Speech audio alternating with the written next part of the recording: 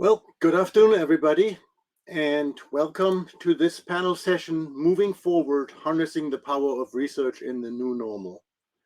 So between the COVID pandemic, that's now hopefully winding down in year number 3, and the number of events taking place in the nation ushered in a new normal, and that underscores the growing need for inclusive leadership.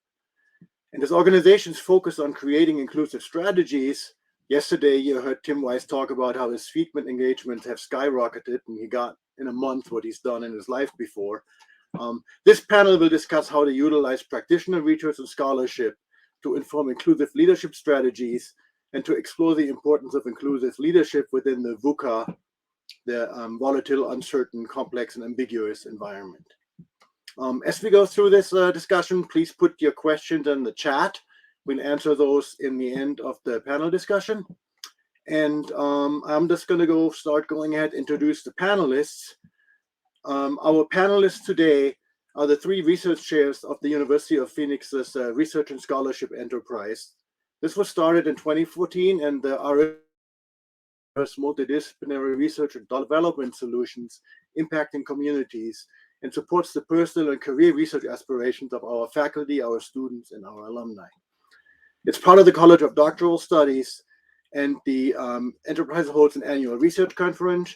We publish the Phoenix Scholar, and we sponsor the Journal for Leadership Studies. That's a Wiley publication. And finally, of course, it serves as the home for the University of Phoenix Career Institutes.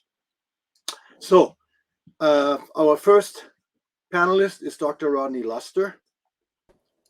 Dr. Luster is the chair for the Center for Leadership Studies and Organizational Research, and we call it CLOSER.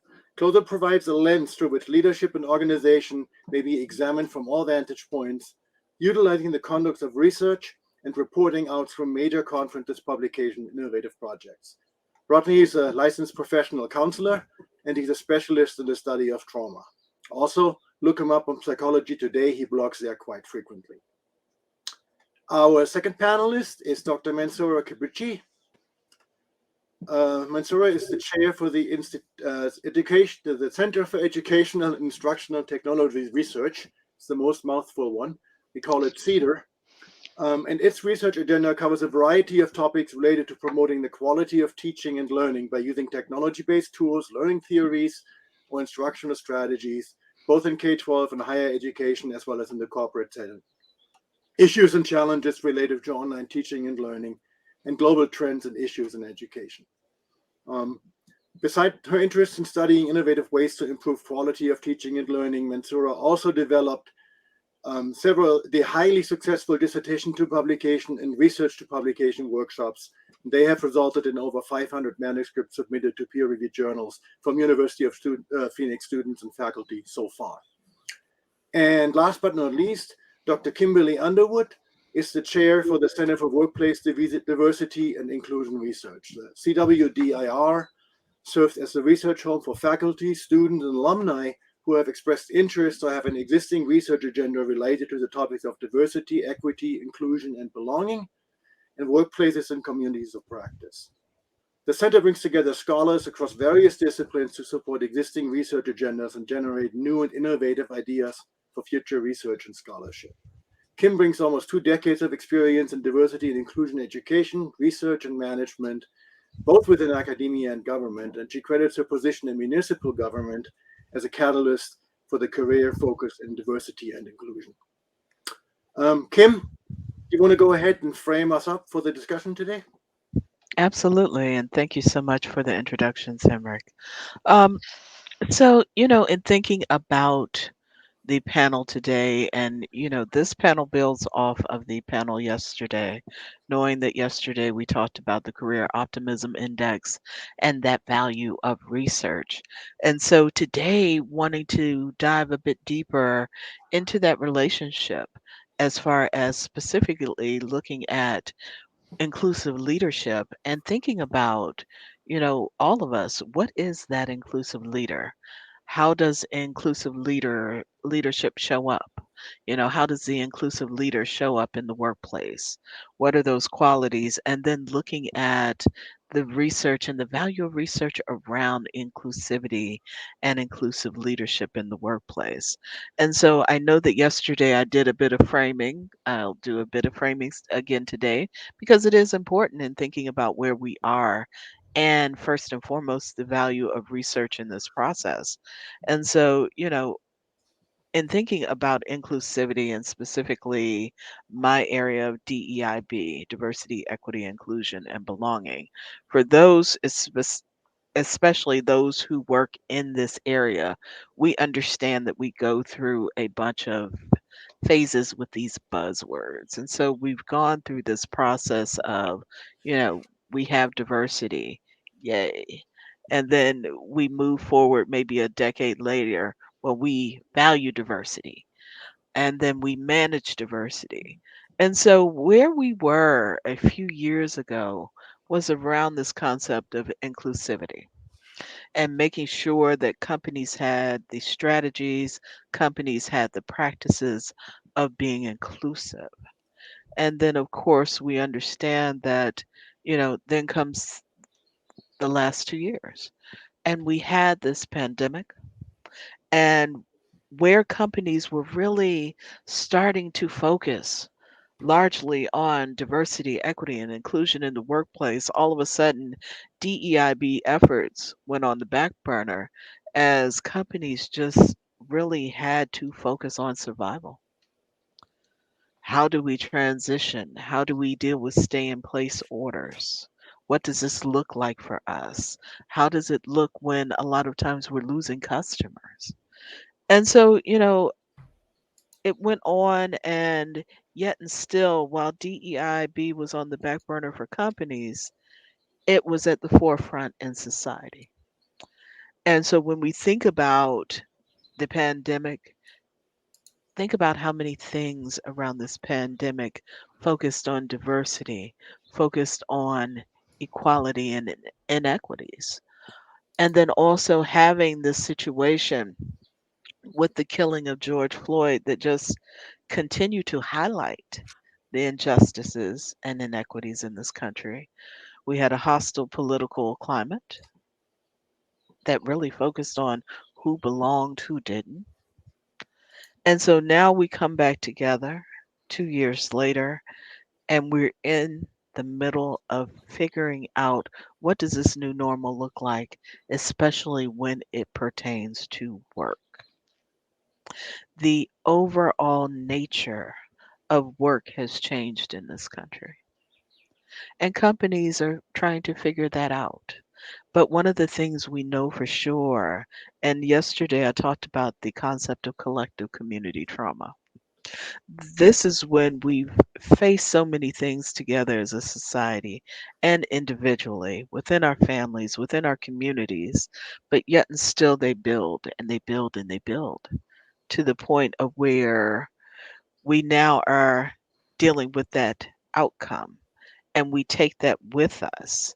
And as we come back together in workplaces, as we think about being back together, we have these mass mandates that are being lifted.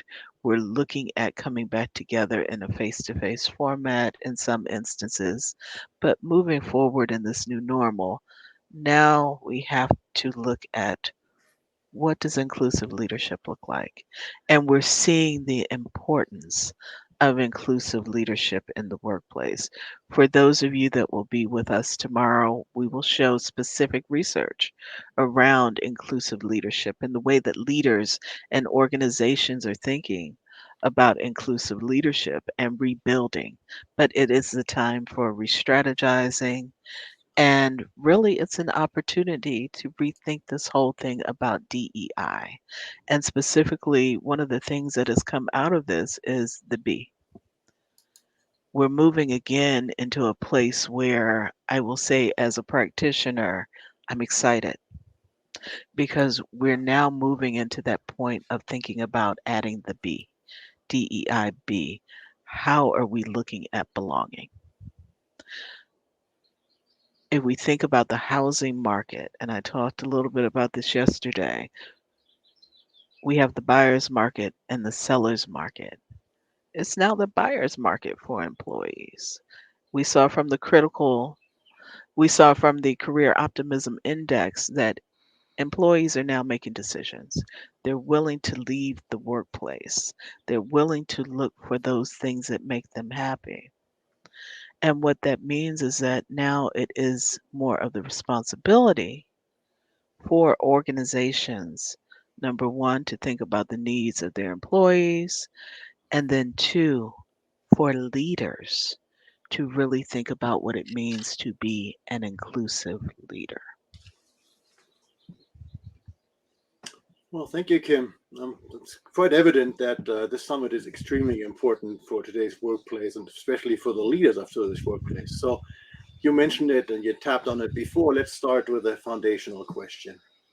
What's inclusive leadership? Rodney, you want to start? Sure. I think, from a running a Center for Leadership Studies and Organizational Research, there's some conceptual relatives when we think about this in the literature, some very distinct things and variations that focus on different topics when we call into question, what is inclusive leadership. And the concept actually was really first introduced by Nimhart and Edmondson a while back. And they were saying that it was more like words and deeds by a leader that sort of it creates an invitation of appreciation for others' contributions. I think if I looked at this and based on the literature, it would be a motif of leaders supporting employees as individuals, promoting diversity, ensuring equity, building relationships, promoting inclusion. But I think the key word that you hear throughout the conference and really coming back to that definition of what is an inclusive leader is that leader that is authentic and brings in a belongingness, and belongingness being the word here that I think is primary in all of this is being able to wrap that around their own human capital, their own organizational structure, and be able to do that in a very meaningful way for their employees. I think that's where I would start with that particular definition, Henrik. Okay. Thank you, Rodney. Kim? You know, I it's interesting because when I think about inclusive leaders, the first thing I think about is, that person who is first and foremost equitable, and they're willing to engage, they're willing to break down barriers, they're willing to, have those difficult conversations. And I know it's interesting because in a talk recently, a webinar, I told someone, I said, we when is the last time you saw an ugly baby, right? And one of the things we don't like to do in society, and everybody was like, we don't like to call babies ugly because it's not politically correct. It's not nice. We don't talk about children in that way, but one of the things that we have to see from inclusive leaders is they have to be willing to call their baby ugly. So, where in the organization do you have challenges? We always get into sometimes it's kumbaya, everything's fine. This is where we excel. But where are your challenges? There are no perfect organizations, and inclusive leaders are willing to go in, they're willing to dive deep, they're willing to be very honest, about where their challenges, and then they're willing to do the work. I think also an inclusive leader, they have to be able to have those courageous conversations, both internally and externally. Also, thinking about empowerment and how you engage with your people. Inclusive leaders are able to engage with all leaders, I mean, all employees within the organization, and they're able to empower and include diverse and diversified groups in conversations, in strategies, in thought. Finally, I think one of the things that is really important is that they're able to promote that psychological and emotional safety for their people. They create, and I'll talk about it a little bit later as well, but we talk about safe places within organizations. And while I appreciate safe space mentality, we have to start looking at what that really means, right? If we're saying that so and so's office is a safe space, up on the third floor is a safe space, you can go to the VP here, that's a safe space, then what does that say about the rest of the organization? Right? So we should be focused on this collective safe place mentality where every aspect, every area of an organization is safe for people to bring their authentic selves into that organization. And so they can do this and they focus on this. They're aware of their own bias and their own challenges they have. And then finally, I think one of the things that makes a leader inclusive, when I think about those leaders that I may consider inclusive in practice, each one of them has a level of emotional intelligence. And I think that when we start talking about diversity, equity, inclusion, belonging, when we talk about leadership and doing work in this space or strategizing and focusing in this space on that, there is no way that a leader can do that without emotional intelligence. Very good point also. Thank you, Kim. Mensura, what are your thoughts there? Well, yes, I agree with the points and that my colleagues presented. So, to me, a critical, basically, an inclusive leadership is a critical capability of leveraging critical, diverse thinking in a workplace that is getting increasingly very diverse. We have a dynamic situation here. Our customers are keep changing. The employees are changing. So basically, inclusive leaders have this capability of understanding the current situation, and they can adapt themselves and their strategies and their organizations. Now, I believe also that there are a number of characteristics. I think first and foremost, inclusive leaders are um, authentically committed to this diversity and inclusion. And by that is, and as I guess you all know, that we talk about inclusive leadership all the time. But when we talk about authentic commitment, like they need to continuously challenge the status quo of the organization. If there are issues there, they are willing to openly stand up and change and challenge the situation. They hold others accountable for their mistakes, and they are willing to bravely stand up and admit the issues and mistakes in the system. The other thing that I think is very critical here for our inclusive leaders is having the sense of modesty and humility, like being open to admit the mistakes. I think it's very critical here, and being able to open the space for others to come and provide feedback. All the employees, they should have this space to come and share their perspectives, and inclusive leaders would listen to them, and not only listen to them, they come up with some action to address the issues that employees are sharing with them. The other thing I think is related to their they should be aware of their biases. We all have biases. We come with biases. So it's impossible to claim that no, we don't have any biases. But we should the inclusive leaders, they are open to admit their biases and learn to address those biases. So that I think is very critical. Additionally, they are inclusive leaders. They are very interested in learning about others' coming from different cultures and backgrounds. So they are continuously open to adapting their styles to others and learning about others. And then the next thing that I think is also very critical, like as Kim mentioned, inclusive leaders have the power of, they are very effective collaborators, and they empower the employees, and they create that safe environment, which everybody feel safe to share their ideas. They don't feel rejected.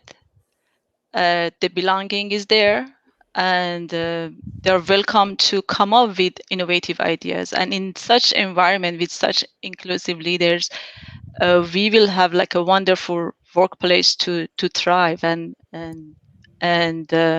enhance each of our employees' capability.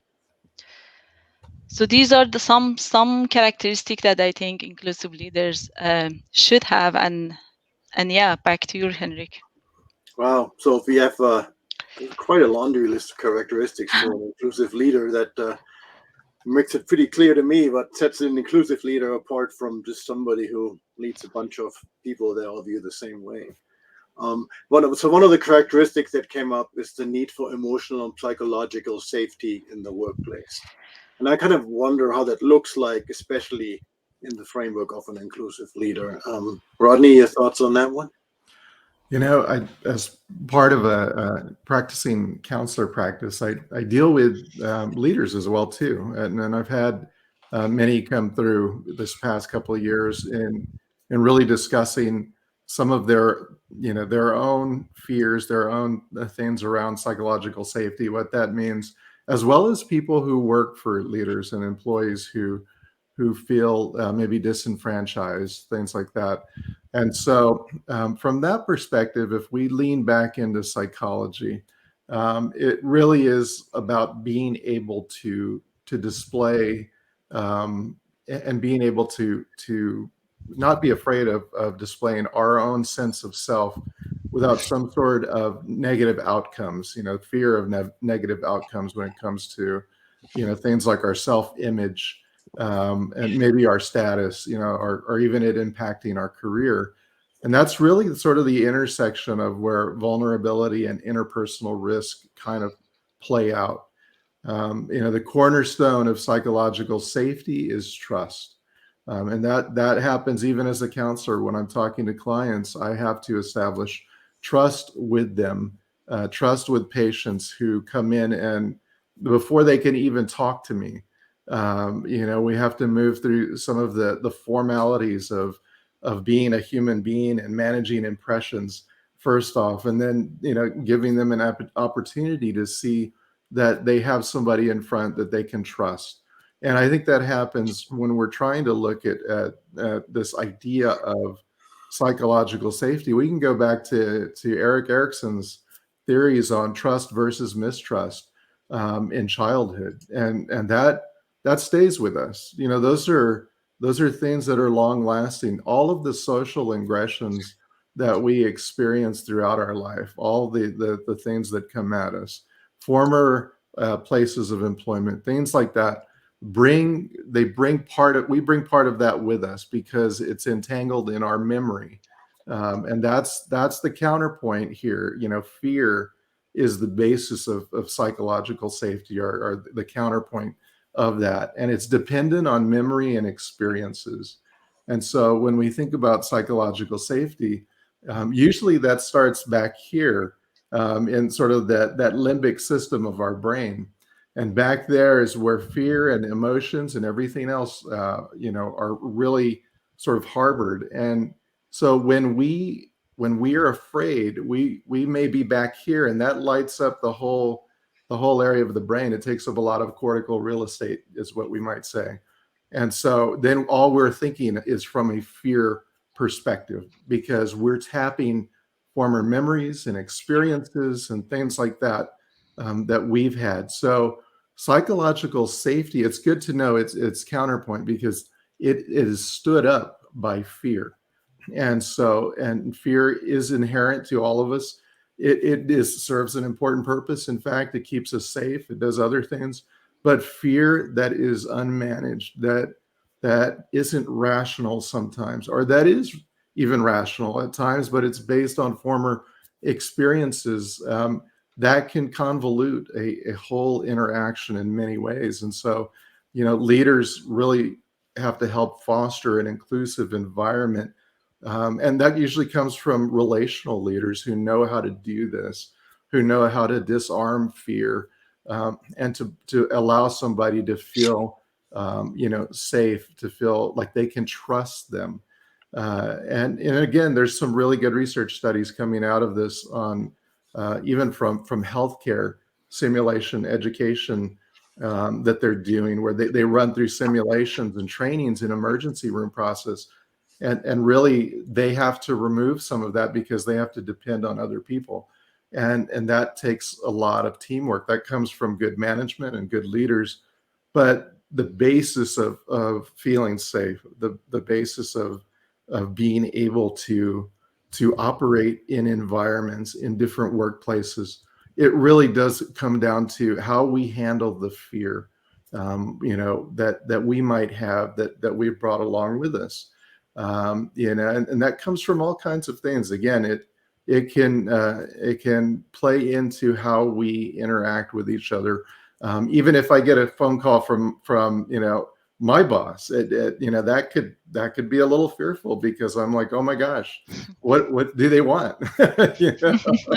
But a good leader, knows how to disarm that, and make you feel comfortable and make you feel trusted, and that I don't just call you when there's a serious problem, but I'm trying to be relational, in that aspect. So to disarm that aspect, we have to move people from back here up front, and more of this logic and reason and executive functioning of our brains, so that we can start to engage healthy conversations, and they're not leaning back into that modality of, hey, I'm in my emotional brain because I can't trust this situation. I'm fearful. I don't know the outcomes of interactions, or maybe I'm very aware, of who I am, and that's hard. We're seeing even some of that, with code switching now, on being in a viral environment. I mean, a virtual environment. People jump on, and they're code switching. It's like, hey, I think this is what people want to see. This is, I can't really be myself, because this is what we're trying to position as here. So again, that's sort of the long-winded version of it, but I think it's important to know that, hey, that the basis of this, it starts early in infancy too. We can take that all the way back and look at it comprehensively, but when we get down to the core of it, we're talking about, trust and mistrust, and really the big counterpoint being fear. Wow, interesting. Makes me think about all the fear that was around COVID, and if there maybe is a reason why everything is happening at the same time now. Absolutely. Kim? I, it's interesting, and Rodney, I think you'll appreciate this. As you were speaking, I was thinking about Maslow and hierarchy of needs, right? And so basic safety being one of those basic needs that we have to have as human beings. Also thinking about what that looks like as employees in the workplace. If we were to do application, my need to feel psychologically and emotionally safe, to know that I am included as an important part of the organization, to know that my thoughts are valued, to know that I can bring 100% of who I am to the workplace and not be shunned or, somehow excluded. Absolutely. And so, really thinking about it, it's important that these inclusive leaders, looking forward specifically, how do we create that sense of safety? One of the things when I talk to organizations, a lot of time I talk about the get you gotcha mentality. especially when it comes to, DEIB. You make one mistake and then all of a sudden here comes, human resources, or here comes, so and so official. One of the things I think that we have to, in honesty, realize is that we're not perfect. We're not perfect in the space of DEIB. Myself as a practitioner, been doing this and I'm dating myself for over almost 25 years now. I'm not perfect in this space because as society changes, you know, DEIB concepts, DEI philosophies, terminologies, they change. Let's think about it. 10 years ago, were we using pronouns? Right? Unheard of. But now, it's pretty much the norm and we see it and it's become a part of mainstream. While some people may still be uncomfortable with it, it's where we're at. And people are using them more and more. And so as we change, we have to ensure that there's that level of safety for employees and what that looks like. And the way to do that is to talk to your employees. You know, I think about, just yesterday, I was in the car and you know, was going at like a couple of miles over the speed limit. And I saw a police car and I was like, oh my goodness, please don't let me get stopped. Right. And that fear that came with that, we have to think about that. We have to think about, now as we engage with our folks, we have to think about them holistically and their collective experiences. Because at the end of the day, I still brought that into my next meeting when I came home, right?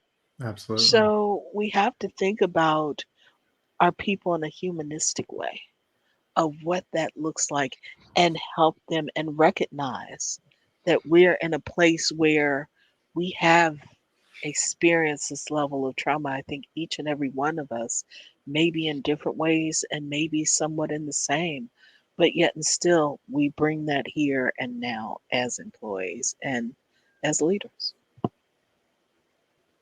Wow.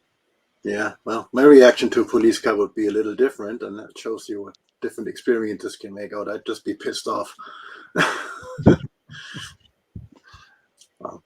Anyways, let's move a little bit to the research focus that we have at the university and with you guys and your centers and the faculty in there. And I wanted to ask you all, because both researchers and practitioners, what kind of role does research play in the new normal, especially around this whole topic of inclusive leadership and the overall nature of what constitutes work these days? Mensura, you want to start? Yes, sure. So research is actually a tool for us in this environment. There are so many different ways that we can leverage research to enhance inclusive leadership. The first one that is very obvious is related to the dynamic, the situation that we have now. So we mentioned earlier that inclusive leaders are always aware of their current situation. But when the current situation keeps changing, then leaders need to continuously conduct research to identify the needs of the customers, employees, the market. So, so research comes very handy because continuously can inform in leaders to get adjusted. Kind of the system needs to get adjusted and adapted to the new needs of our society and customers. The demographics of our employees are changing drastically and rapidly. We all know that. So then inclusive leaders need to keep checking on the current employees and see what they need. Like maybe the approach that we have 2 years ago is not meaningful anymore for some of our employees. So research can be very useful in that aspect. In addition, yesterday, team wise, we all enjoy his speech, wonderful notions that he put out there. But he also mentioned that it's really important to learn, have the live experiences, right? Now, he did also mention that we cannot change everything only with data. That's correct. But not all of us have the opportunity of having lived experience with all underrepresented minority groups. So how can we really learn about their words? How can we understand what's going on in their lives so that we can address their needs? One of the effective way of learning about other people lived experiences is through the research. If we do phenomenological research, learning about lived experience of minority when they are going to some difficulty, that's a wonderful way of learning about others. For example, in our center, we have this diversity in education. So there were a few projects. One of them was related to Native American and their lifestyle experiences and influence on their post-secondary education. And so we learn a lot from that research because we don't have the opportunity, I don't have the opportunity of learning, having lived experience of lifestyle of Native American. But that research was so influential on all of us in the center. We learned and we published that, and it was a wonderful study. And so that's the example of how a research can give us opportunity, like open our eyes and perspective toward other people's lived experiences.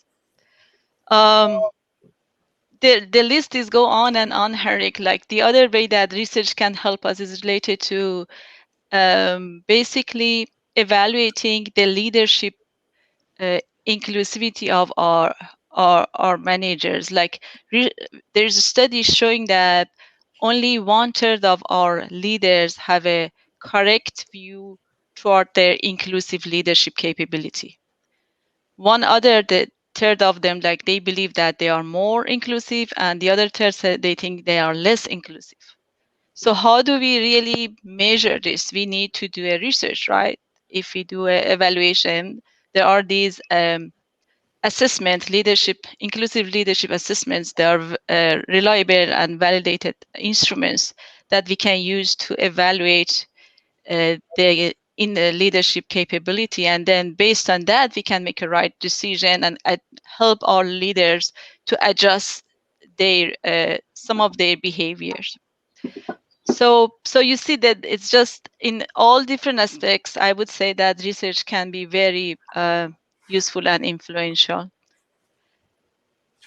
I would just invite other colleagues to add in too, because I know you all have the experience of using research to advancing inclusive leadership. Yeah, certainly that's one of the main topics. Kim? Yeah. It's interesting because I know yesterday Tim made a note that, when people think about research, their eyes, glass over and roll in the back of their head. And I couldn't be mad. I wanted to be mad, but I couldn't be mad, right? Because that's the truth, right? And one of the things that we're really talking about tomorrow is bridging that gap, one between, academia and the research and communities of practice in the industry. But, if we think about practitioner research and practitioner focused research, I think it has value. And one of the things and please recognize that I understand the severity of, the last few years, but for a researcher, it was a playground. It was so much that we hadn't gone through, that it was so much that we hadn't experienced before. I never would have thought in 1,000 years that I wouldn't be able to physically leave my house, right? So we were just in this space of just these first.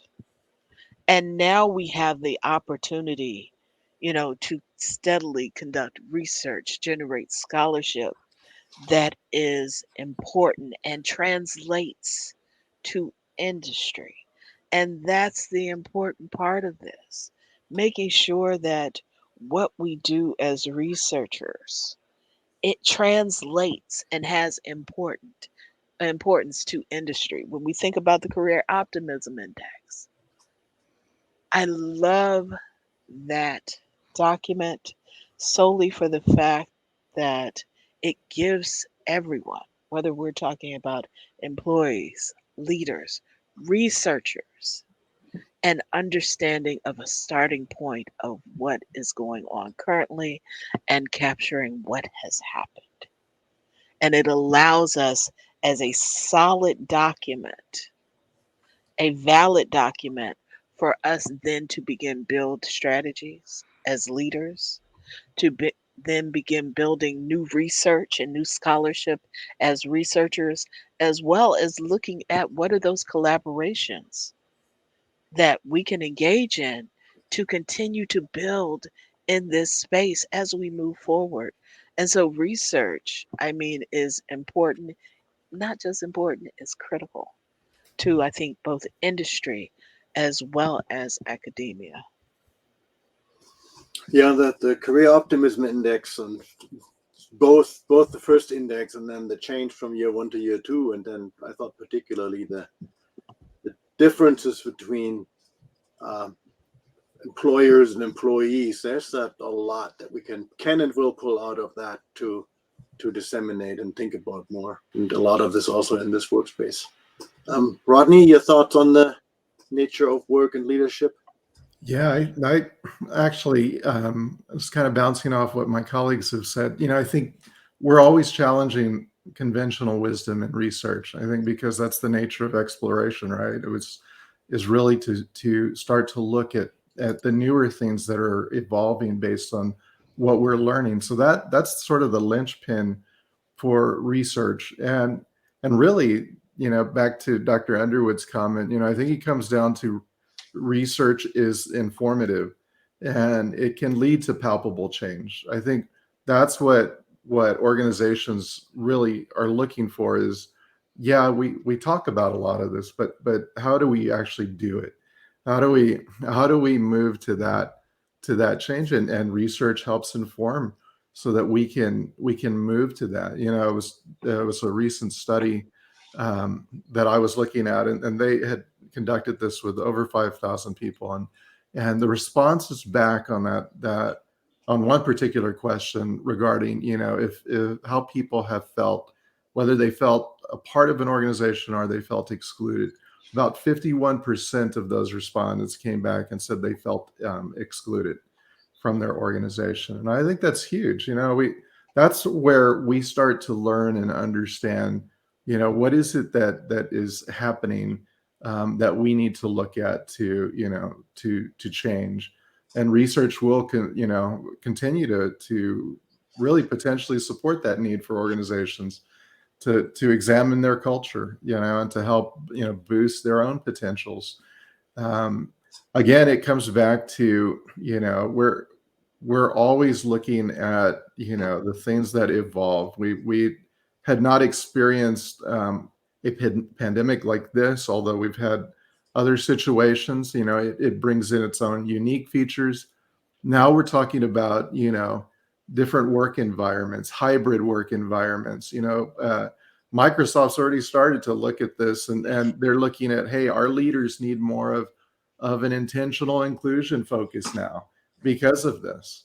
And so again, we're starting to look at things, and if anything, this whole idea of how it's influenced the nature of our work. I think we're starting to now see the research emerging from this. We started seeing researchers jump in on this as soon as COVID hit, and then you had the confluence of issues, policing issues and equity issues and all kinds of things happening there, and it was sort of this perfect storm. This and we had mentioned VUCA before. And we can talk about that in a little bit. But that's this environment that presents, a number of factors, being volatile and not having a lot of information and ambiguity in there, things that are overly complex, and uncertain. And so this is where research fills the gap. Again, it's a place to be, to move us from here to here, right? It is a chance to be very logic oriented and focused, so that we can make those kind of choices, because we've seen over the past 5 or 6 years that we're being challenged, even as researchers, with people who are saying, yeah, but I've got this research that says, and we're seeing people who are utilizing that as a way to confirm their own bias, right? And people who don't really understand how to do that. And so this is where you have people who are dedicated to this, who understand that research is a complex process, and a part of our job is to make it so that we can articulate it in a way that these organizations and leaders can adopt. They can understand it. We're doing some of that now. I know, Dr. Eilers, that within our own core here, we're starting to adapt so that we can speak to businesses, based on a number of things that we can offer businesses on our own research end, to help inform them, but to also break it down for them. And so in something like this, we are looking at, hey, how do we start to help businesses and these leaders turn this into some sort of palpable change, that really it's there and they can do it, rather than checking off a box that says, hey, I'm inclusive. That doesn't happen. That's not the way that we do it. But we have to get to that point where these guys are looking for, there's a lot of talk, about we need to change. We need to just stop being afraid, or we need to have tough conversations and get used to that. Well, that's easy to say, but again, those require elements behind them, because if I'm not comfortable in an environment, you telling me to get better at being comfortable at that isn't what I'm looking for. I need to know, how do you do that? How do you do what you just are saying should be done? And research can help us with those kind of things. Again, what Dr. Underwood and Dr. Cabrici are talking about are sort of the pragmatics of it, plugging it in to society and saying, hey, you know what? We've researched this. We've got some ideas on this. I think that will help. And so I'll pivot back to you, Dr. Eilers. Okay, cool. Yeah, interesting. So let's explore this whole concept of work a little bit more. So when we think about the current state of industry, and as we attempt to rebuild and redefine the concept as work as a whole, what do you see as opportunities for the future when we think about collaboration with organizations? Rodney, you started going that way. Yeah, again, I think it's helping organizations, especially with the topic that we're talking about. When we're talking about this inclusive leader, it's helping organizations get there. Some of them probably, people who it doesn't come naturally to, and that's the part of the truth here is I've heard through the conference, the concept of empathy. And we have to understand that empathy is a nature-nurture thing.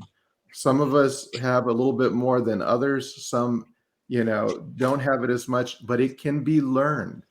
It can be, fostered and nurtured. And so, for some, I've had leaders who have told me in counseling sessions that just doesn't come naturally to me. And it's like, well, that's okay, because we can work on that area, or just different, areas like that. And sometimes it may be down to helping industry and leaders by, psychological performance enhancement scenarios that they can learn to practice that skill, in simulated environments, with employees as well too, or just, within their own, sort of bench area of colleagues. So I think inside of that, connecting into how we move into organizations in that space. And like I said, one of the things that we're doing in our research centers is connecting that bench strength to industry, and that's been a focus of ours for a while. And especially with this topic that has bubbled up, again, the idea of empathy and being a leader who is maybe a virtuous leader, who's a relational leader. It may not come naturally for some people, and for some of that, it has to be helped and ushered in with things that they can use that make sense. Like, for instance, it could be learning, about how to really process the information you're seeing and hearing. That requires cognitive reappraisal of the situation. And for a lot of people, they have to stop and think in order to make that happen instead of acting on it. And I think inside of what we've seen with COVID, we've seen a lot of variations in leadership styles where we've seen rash decisions that have affected many employees who felt as though they were thrown away, or maybe just a certain layer of care that we've seen with the opposite end of that, where we've seen leaders who have gone, the whole way for their employees and helping them, and still are practicing that. And the pandemic was a good example of how good was that set in the workforce, right? Because we got to see immediately that rapid onset of change and the psychological shift. And in some leaders, you started to see that happening, and some were scrambling, and for some it was, hey, this is our bottom line, and operationally, we're going to do whatever it takes to sustain this. And maybe you didn't walk away feeling very cared for because that's all we cared about. And then the other side of that are people who really fought for their culture and their, and the really the environment that they wanted to have. And for some, even in industry, it's changed into something else. It's transformed them, or it's made them more mindful and aware of, hey, you know what? Maybe we've missed a lot of things here because we can't even sustain ourselves anymore because we lost most of our employees. So I think in that way, we see that potential there. There's just a number of areas. Thank you, Rodney. Kim? It's interesting because when we think about the opportunities, for the future, especially with collaborations, I think that, they're endless. Um, even knowing my colleagues here, our centers are very open, to outside organizations coming in and, bringing us, what are the challenges you may have that we can look at? Or, what are those wicked problems you deal with that we may be able to help? So, I think it's a series of just continued efforts of building relationships and kind of bridging those gaps where, for one, I think in academia and when we think about, organizations, we bridge that gap. How do we as academics, present our research in a more digestible way? But then also organizations, are you willing to use, academia as a viable and reliable resource for you as you make decisions around strategies? And then also, I think one of the partners that, if we think about this as a triangle, there's also the role of community here. When we talk about those collaborations, is community holding organizations accountable, making sure that you're doing equitable work, you're being equitable and fair, you're giving back to community. So I think that, building those bridges is a way for us to keep the collaborations going in a meaningful way where we see sustainable changes in the way that we do work that benefit, the workplace overall. Okay. So we mentioned early on that the VUCA environment, and I know that Rodney has been doing a lot of research on those kind of environments. And wonder, Rodney, how they benefit leaders when it comes to inclusivity. Yeah, I think, for leaders and this inclusive aspect, we started our discussion and we mentioned a bit about trust, right? And understanding and even more things that are a part of that. And VUCA is a term that actually emerged from some of the work of Bennis and Nannis early on, and the term was used to explain really some of the things that were happening around the collapse of the Soviet Union. But that term, moved from that point in time has moved into new, even leadership circles. We're starting to hear that term more often about volatile, uncertain, complex, and ambiguous situations, environments that usher in some of that. And we've seen a lot of that.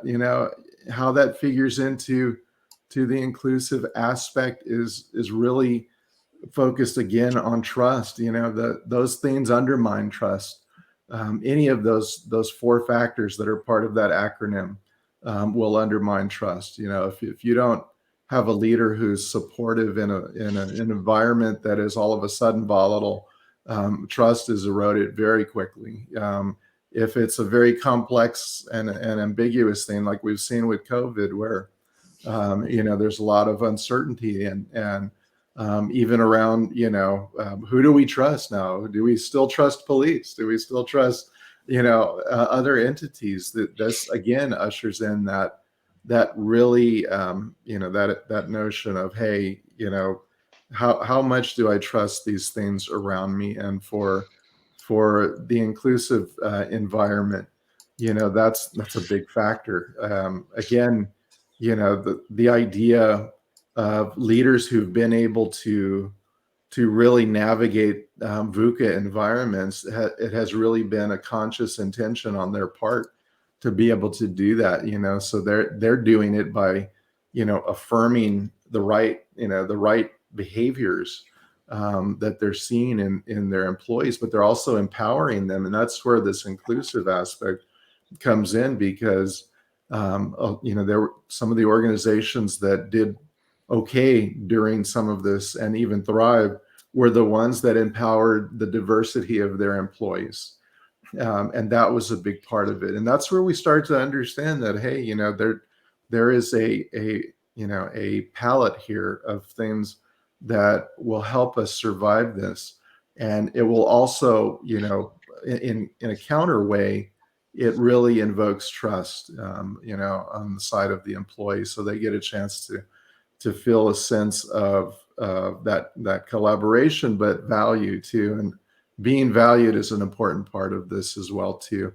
But the VUCA environments that we see in some of the new research that's emerging, especially in leadership, it occurs for a number of reasons. Any kind of rapid onset of change can induce a VUCA environment. And so, and we've seen that. We've seen that in the news play out in so many ways, where there were people who were afraid of things. When I did research years ago back at another institution, I taught multicultural studies at that institution, and it was right after 9/11, and we did a research study on microfacial extraction analysis regarding hidden biases that people might have. And it was a very elaborate experiment that we conducted, and it was really fascinating to see the things that people were trying to conceal and hold, that between the mind and the physical gestures would come out, and that you could see their fear.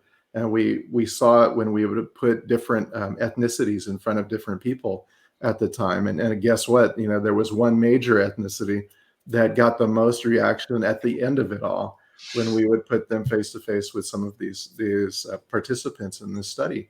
And again, that was right after 9/11.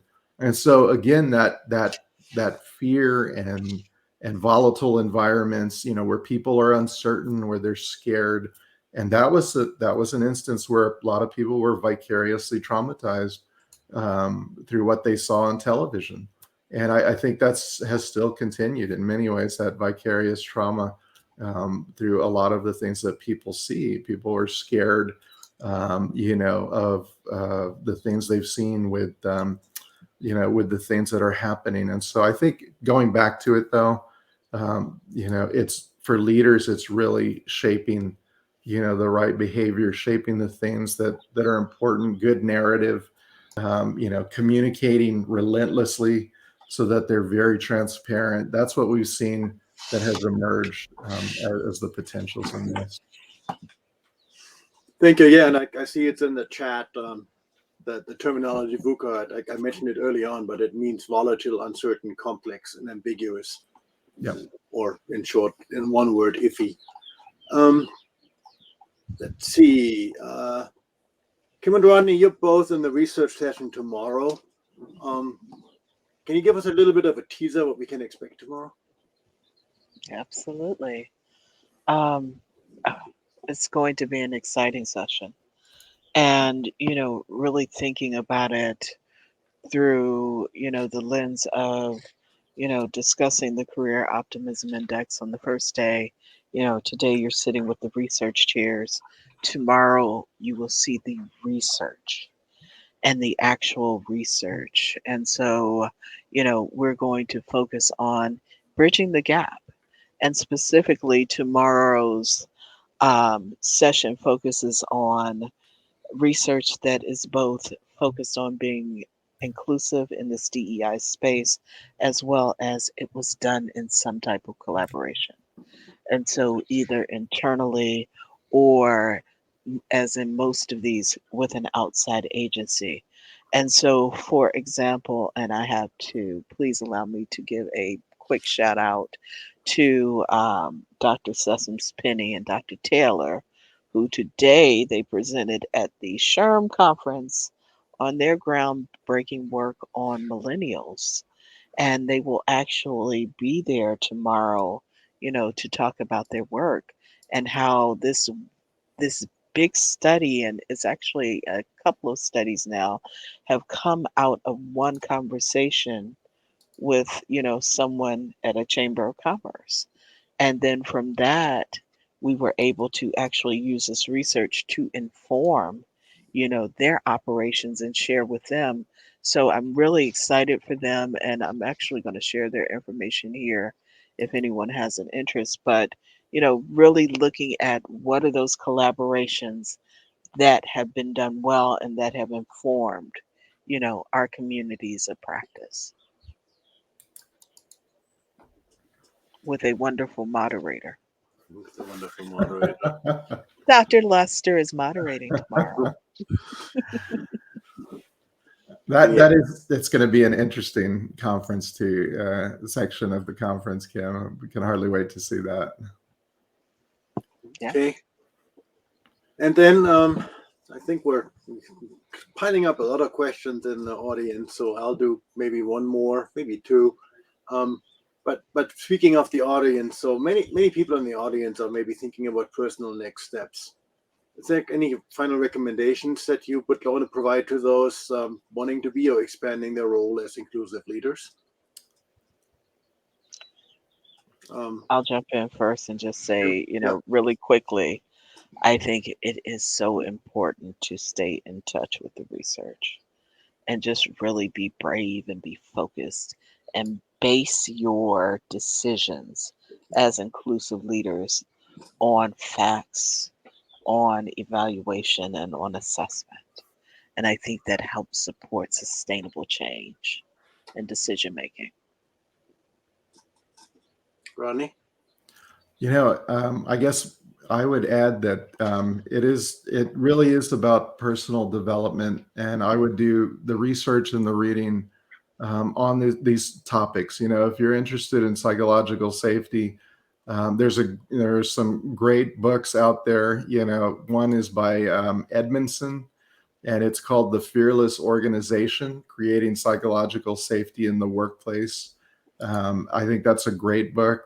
Again, that's by Edmondson, and that really just looking at the importance of psychological safety and restoring that in work culture. It's an easy read, you know. So, and then you know, there are other things on virtuous leadership, which I think is an important part of being a relational leader and having empathy. And so, you know, there's some good articles.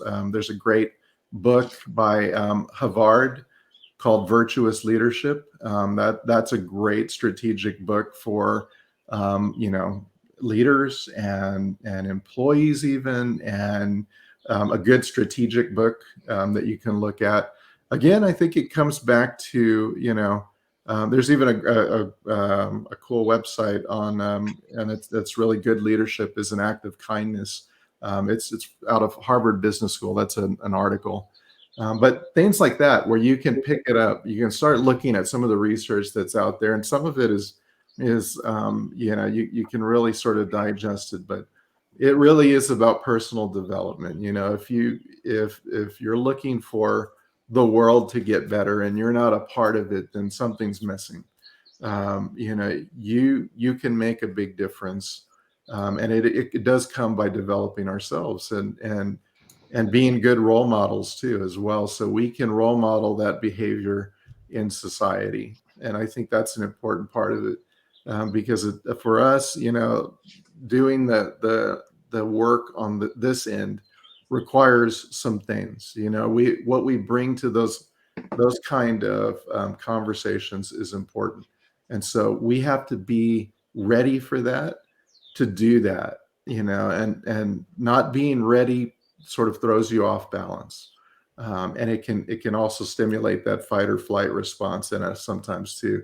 And then we start responding because we're nervous and we've got that energy and we're scared, and we start getting defensive, or we don't talk, things like that.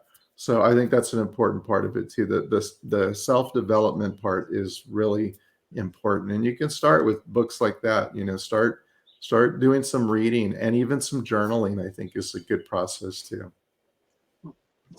Interesting. Mensura, any thoughts on this one? Yes. So something that always kind of maybe bothering me and others perhaps is the fact that we talk about inclusive leadership all the time, as well as like diversity, inclusion, belonging. But change is kind of very slow. We are progressing very slowly. I mean, it is a positive note that we are moving along, but still deep down in inside of all of us, we see that is there, biases is there, and discrimination is there.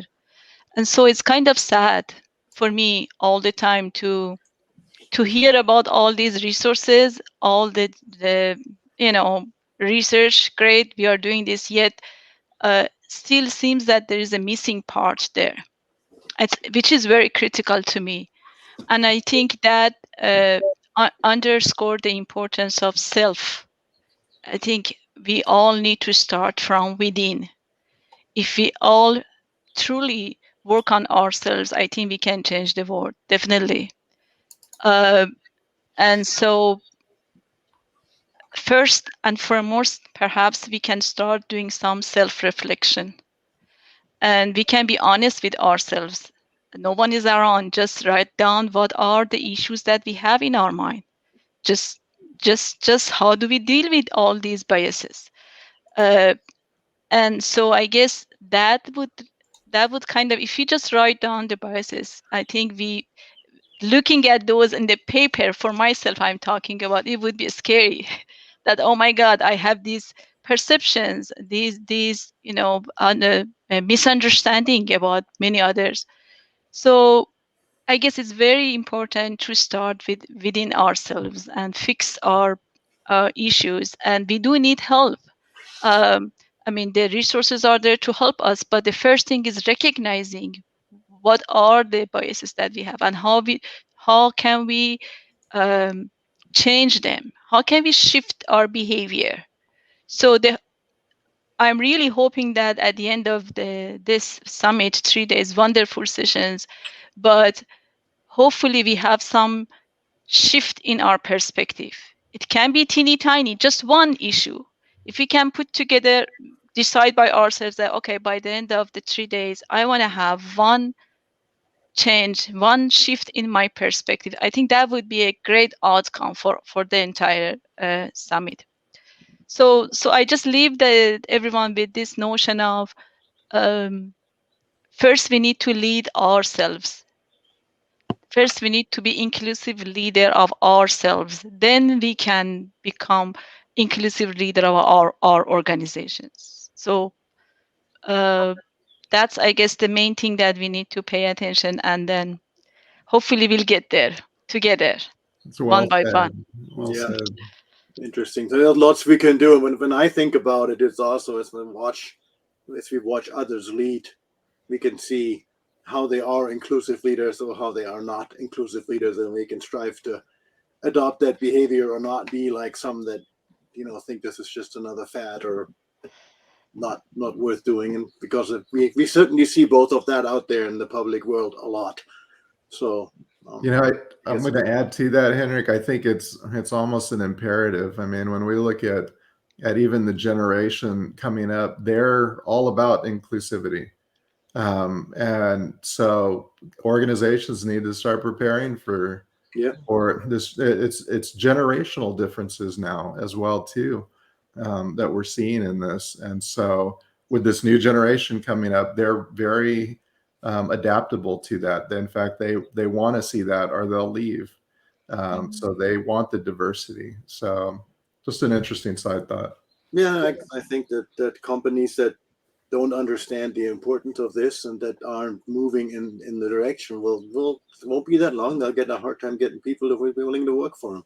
Mm-hmm. Because, like you said, I mean, it's not just the most recent generation, but it certainly is a generational thing. Seems to be very important for the entire younger generations for sure. So, yes, Yeah.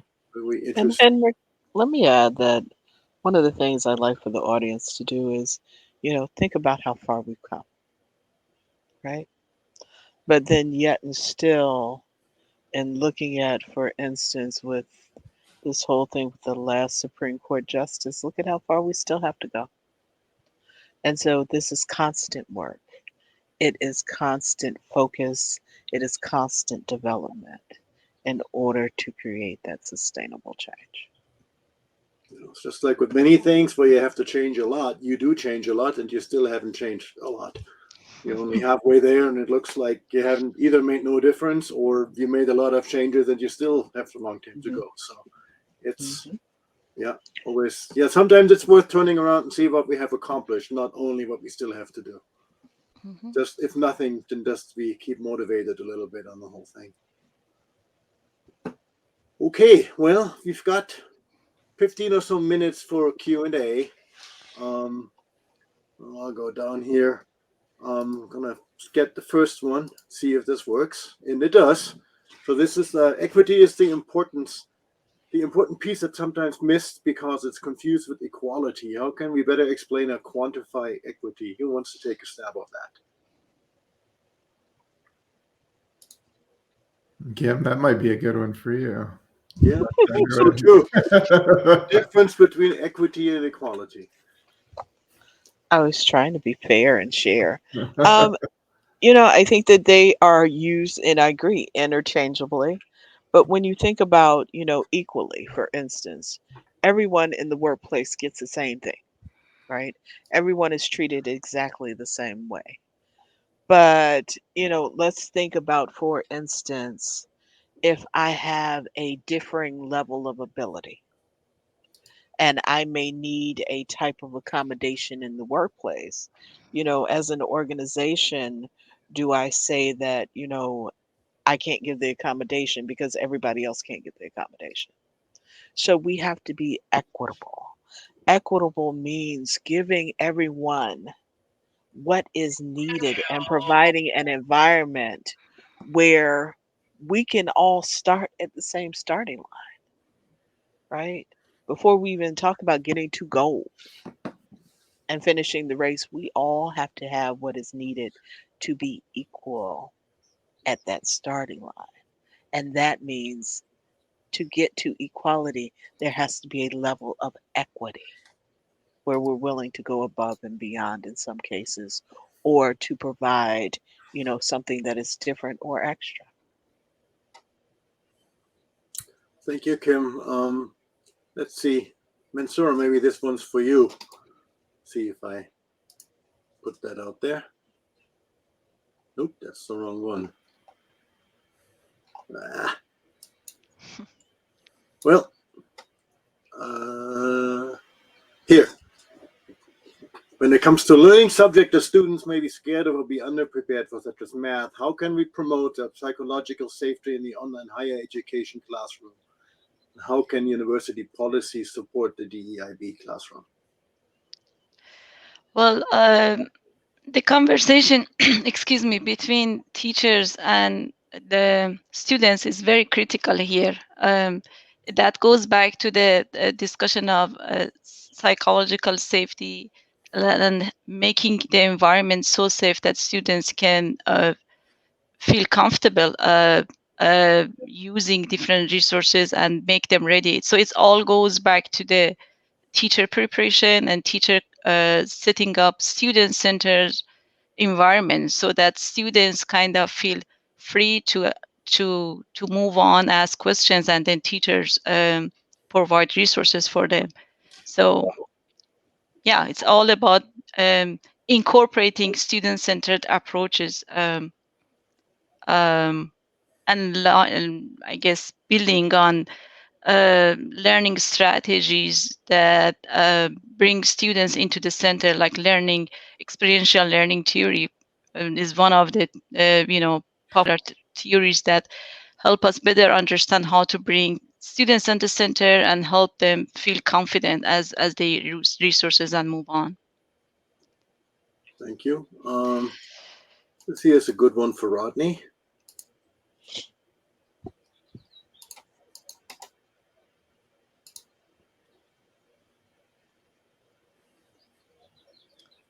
Okay, let's see here. Do you feel that leaders should have a stronger understanding of how, way to go,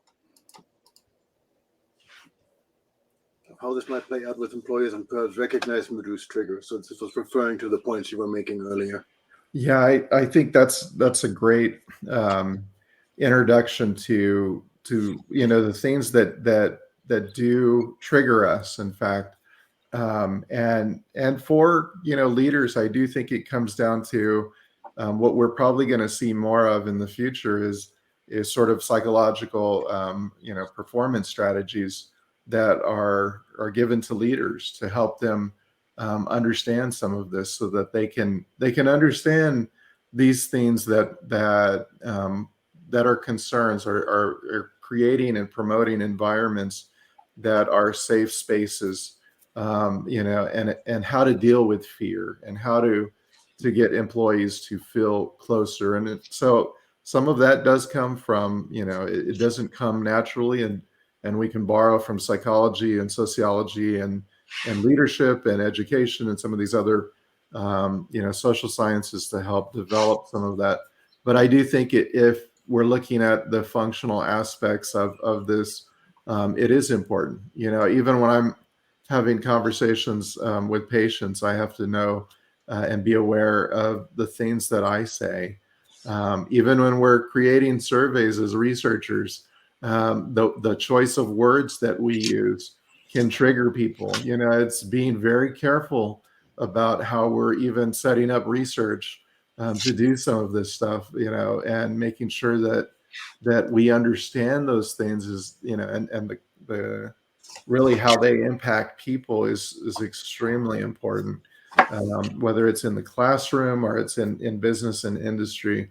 And sometimes people's goals are set in opposition, and so that creates friction right there, and they need to be able to talk with one another and be able to feel safe in that space as well too. Okay.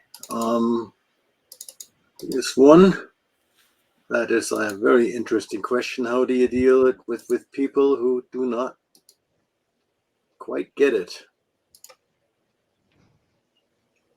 What do you do when management doesn't ever want to address issues when faced with incivility or inclusiveness? That's because they created a safe environment, they think, because they say good morning, but that doesn't do growth or trust in the work environment.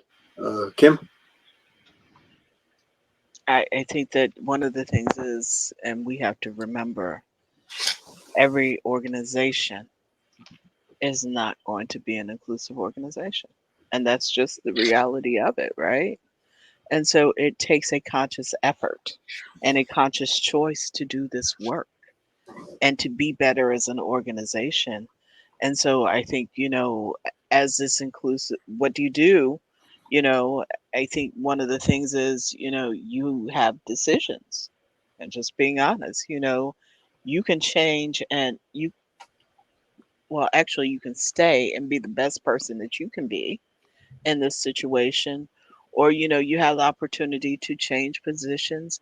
And one of the things I do say is that think about within the organization, you may want to go to another position in the organization because it may be just a management issue. So really determining first and foremost, is it your organization that's not inclusive, or is it your manager that's not inclusive? That's a start, but really making some decisions there. That's my recommendation. Ronnie, Mensura, any thoughts there? Well, I guess it goes back to the conversation that we have earlier, that authentic commitment is not there in some organization, unfortunately. And so I would just say that, yes, if the employee there, they should be able to talk, maybe anonymously, and just provide feedback for the organization. And I think that's the way to handle it. I understand that there are some organizations that are not really seriously committed to inclusive leadership, unfortunately. But that's coming, I think it's coming along, like more and more we see organizations joining the club. But to address the situation, I guess maybe anonymous feedback in the organization can change slightly, at least give them the information informing the stakeholders in the organization, and hopefully that would end up with some sort of behavior change or policy change in the organization. Okay. All right. So how about this one? I like this one because that really makes us think about people that aren't like us, so to speak. So this is about, if there's a way to make research more exciting and digestible for those who are not necessarily in the academic realm. I mean, I would think even getting it to them, let alone making it interesting. So for students or for employees who might not read the article or relate to the language even, how can we get information across so that it can be received like interesting metaphor in terms of how do you get your kids to eat the vegetables? Um, uh, Rodney, as psychologist, what do you think? And I think that makes a lot of sense. I think we live in a world now that really deals with a lot of variables coming at them, and so we look at this ability to chunk information accordingly. There's some old strategies, and I know that we do this in research when we tell people, when you look at articles, you can typically go to the conclusion, see where, what are the conclusions drawn from that research that you're interested in, or read the abstract.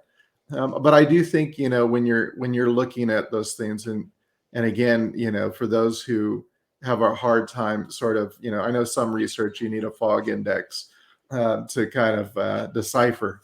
And so for some of it though, I think looking at the areas that really stand out for you, that resonate with you, I think are important. You'll find a lot of it in the titles that you look up. It'll, a good article that resonates with somebody, it'll stand out to them, it'll resonate with them. And so I think that's a few ways to make it more attractive, is to really look at that and really kind of, you can take it apart that way. You can look at the conclusions drawn, to get a good idea of where they went with this, and not have to go through the extensive research maybe that was conducted on it.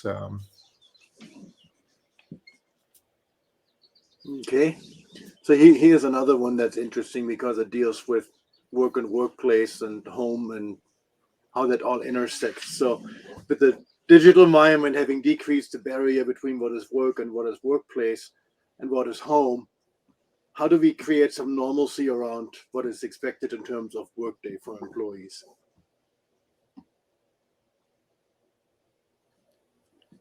I think that comes back to a health concern as well too, because the environment has created a sort of a boundaryless kind of thing here. There are no boundaries now, and so somebody may work from 9 in the morning to 9 at night and not have realized that they've engaged that much in a day, and it starts to impact their health. And regulating around that requires that we make those conscious and intentional efforts to say, hey, here's when the workday stops. Here's where I know that, and I know, Dr. Eilers, you've encouraged that too with us. Hey, it's a done deal. At a certain point.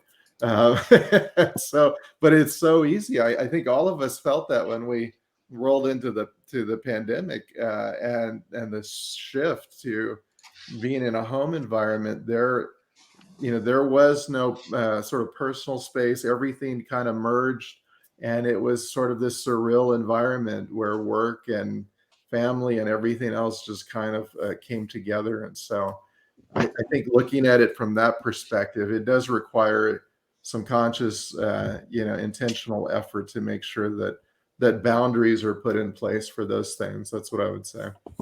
Yeah, personally, I mean, I see it by myself, and I see it with you guys and almost everybody else. It's like it certainly blurs, and that can both be a good thing and a bad thing, depending on how you look at that. But I think particularly important it is to encourage people to manage both independently and if work. I mean, there's all extremes, right? I mean, there's some people that really do their 9 to 5 thing as a work day from home, and there's others that where it's almost completely intermixed. And I think there's no one answer, but I think every employee needs to figure out what works best for them, and then not let the work overtake, especially when you're mixing it up, not let the work overtake your private life. And at the same time, employers need to understand that some workers like to work differently, and if you're not required to do certain things at a certain time, then having the freedom to do things in a little different schedule than the regular workday is great for some people, and it's not great for others. So I think there's a little bit of a give and take on both of those. And I thought you all liked my 2 a.m. emails. It better than depends. phone calls. Yeah, and I just want to add that remote work altogether is a new normal, as we all know.